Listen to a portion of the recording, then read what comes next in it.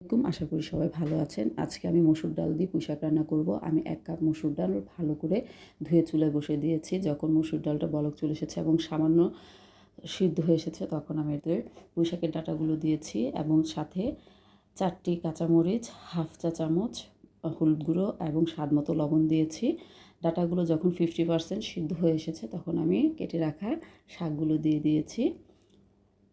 শাকগুলো যখন সিদ্ধ হয়ে এসেছে তখন আমি পরিমাণ মতো ঘনত্ব রেখে আমি এতে সম্বার দিয়েছি। আমি একটি কড়াইতে ১ টেবিল চামচ সয়াবিন তেল নিয়েছি এবং ২টো শুকনো মরিচ ভেঙে দিয়েছি। শুকনো মরিচ কিছুক্ষণ ভাজার পর আমি এতে একটি বড় সাইজের পেঁয়াজ কুচি ও একটি রসুন কুচি দিয়েছি।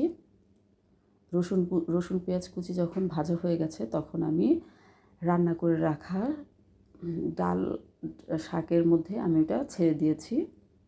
ব্যাস হয়ে গেল আমার মসুর ডাল দিয়ে পুঁই শাক।